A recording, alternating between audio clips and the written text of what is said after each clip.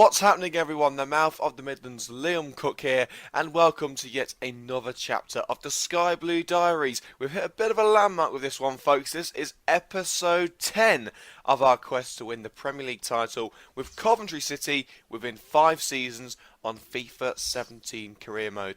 Just a reminder, if you haven't seen episode 9, go and check that one out before you watch this episode. It was a very good month for us, so it's definitely worth a watch. But for those who are up to date with our progress, let's head straight into October of season 2.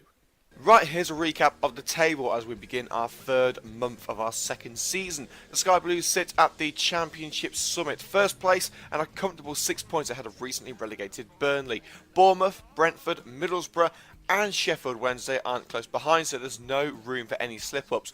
But we're unbeaten in our opening 10 league games, so if we can keep that run going, we should be able to extend the gap. And here is what lays ahead of us in October. We kick things off with struggling Chesterfield, who came up with us last season. They're bottom of the league, so on paper it should be a comfortable victory. From there we head to the Majeski Stadium for a midweek clash against Reading. Our one and only home game of the episode sees Coventry take on former Premier League champions Blackburn, and we round things off with a trip to Loftus Road, where QPR are the opposition. Without further ado, let's get straight into the action. Our first venue is the Proact Stadium, where it's first versus last. Chesterfield haven't been able to find their feet in the Championship after earning promotion alongside Coventry last season. Very different fortunes for these teams after coming up from League One, but will the form book reflect the results at full time? Here's how the Sky Blues of Coventry City line up. Wayne Hennessy will start in goal. The defence consists of Lewis Page, Kean Harries, Jordan Willis and Cyrus Christie. Fosu Mensah and McCann are the preferred centre mid pairing, either side of Ojo and Jones. And of course, up front, the deadly pairing of Armstrong and Abraham. Fosu Mensah sprints forward from the midfield. Sam Hurd trying to put the ex-United youngster off his stride, but to no avail. Fosu Mensah halts his run and looks for an option up front through towards Adam Armstrong. Turns his man and the whole goal to aim at. Adam Armstrong finds the net. A fantastic run from Timothy Fosu Mensah made the goal possible, but a well taken strike from Armstrong. He's back in the groove after a tough start to the season. 1-0 to the Sky Blues. Little was tackled by Fosu Mensah. Loose ball picked up by Tammy Abraham. He sees Armstrong ahead in acres of space, finds his strike partner, and somehow Armstrong drags his shot wide. It could so easily have been a second goal for the Geordie front man, but that chance goes begging. Jody Jones with a free kick on the right side of the box. Whips it in, Abraham flicks it up and volleys it low past Allison in the spy right's goal. A very well taken strike and a great delivery from Jones. 2-0 to Coventry. Martinez. Now Ebanks Blake swiftly offloads to Nolan. What can you do from here? Strides for a gaping hole in the City backline, but Hennessy's on hand to parry that one around the near post. That's why we signed him. The Welsh international's clean sheet remains intact. But for how long? Chesterfield have an injury time free kick as they look to cut the gap to 1 goal. Hurts delivery. Abraham nods away, but only as far as Paul McGinn. DeMeo back to McGinn and a venomous strike. Quick time from McGinn gives the home side a brief glimmer of hope, but it's not enough to avoid yet another defeat for the home side. The Sky Blues lead the Proact with all 3 points after a 2-1 win. A second consecutive away game for us as we head to the Majeski Stadium, home of Reading, whom we're hoping to give a royal thrashing tonight. 2 changes to the lineup from the win at Chesterfield. Lewis Page drops out with an injury. He'll be out for a couple of weeks, but that allows Ryan Haynes to come in at left back, and Ben Stevenson replaces Chris McCann in midfield. Apart from that, it's as you were for Coventry. Williams sidesteps his way through a sea of City midfielders forward to Josh Barrett. Beats Willis. Harry slides in but can't take the ball away. Samuel strikes, but it's a poor effort on goal and a great chance is wasted for the Royals. The ex-Sky Blues loanee couldn't get the job done and it remains at 0-0. Adam Armstrong forced away from the box by Dickey. Good defensive pressure from Reading.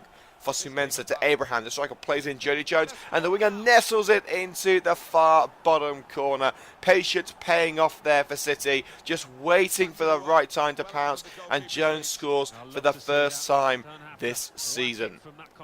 Abraham, now Fosu Mensah. Back to Abraham. Could it be 2-0? Oh, well, it could have been, but for a decent stop by Royals keeper Anzi Yakola. Still 1-0 Coventry.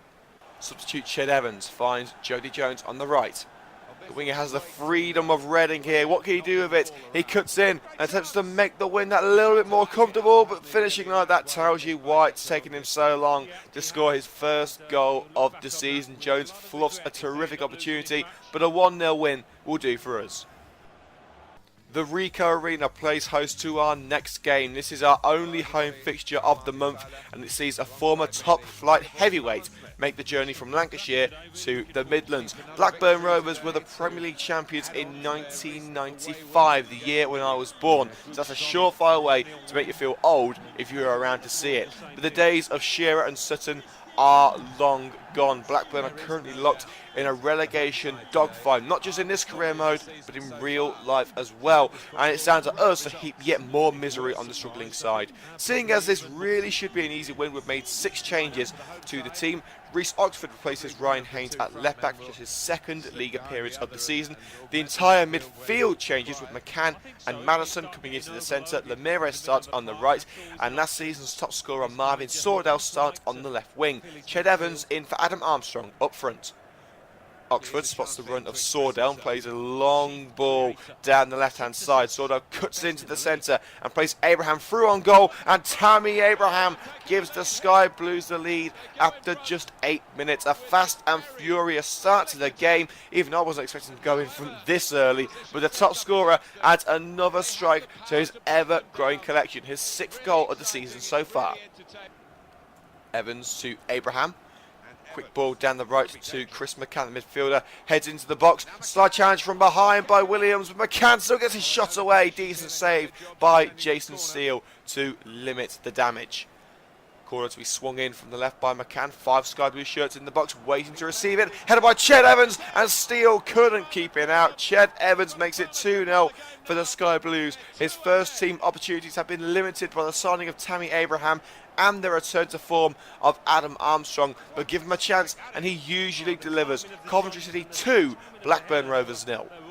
Ruben Ramirez with possession. The ex-Spurs youngster sprint into the centre, surrounded by Blackburn midfielders. Plays a 1-2 with Evans, 1-on-1 with Steele, and a wonderful move is capped off in style. Ramirez is another individual who's found first-team starts few and far between this season. Not just this season, actually, but since we began this career mode. But the Portuguese midfielder shows us exactly what he's capable of, and that's the win signed, sealed, and delivered. 3-0, the final score.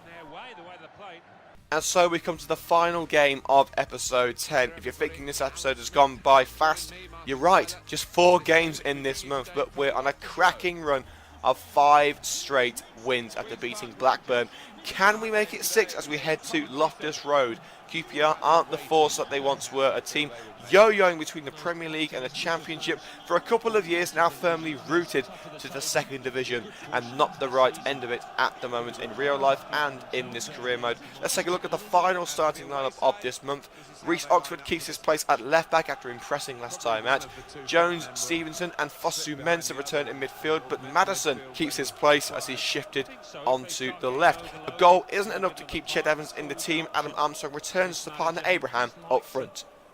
Jamie Mackey out wide, looks for an option, finds one with Boria Suk. Midfielder holds off Madison, but he's forced out wide, and his shot only finds the side netting. Madison did well there to stop Boria Suk from cutting in.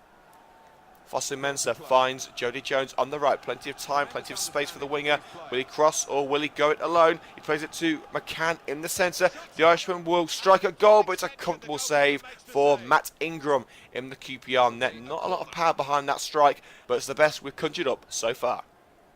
McCann, through ball, beats the defender and picks out Tammy Abraham. The striker races towards goal, but he's clipped from behind by a sliding Jake Bidwell, and the referee awards the Sky Blues a late penalty with just 7 minutes to go. It's been a frustrating game of very few chances, and this would surely be the winning goal if we can convert. We've just taken Armstrong off. Of course, he's our usual spot kick taker, and he doesn't often miss from 12 yards, but the responsibility falls to top scorer Tammy Abraham, and anything Armstrong can do, Abraham can do better, and that will seal a 6th straight win. Keep our unbeaten start to the season intact, win us the game, ensure we stay well clear of Burnley at the top of the table.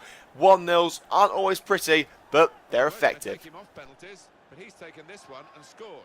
The way he walked up to it. And that brings us to the end of episode 10 already. A rather short edition of the Sky Blue Diaries, but a successful one nevertheless. Let's remind ourselves of what happened in October of Season 2. A 2-1 win at struggling Chesterfield got us off to the perfect start, followed by a narrow 1-0 triumph at Reading. Blackburn were our next victims, a convincing 3-0 win at the Ricoh Arena, and a late Tammy Abraham penalty got us off the hook at QPR. Next month, again, doesn't see that much in the way of matches. For the second month in a row, there's just 4 matches, starting with Cardiff City at home. The following Sunday, it's the Blue Noses versus the Sky Blues, Birmingham versus Coventry. I cannot wait for this one.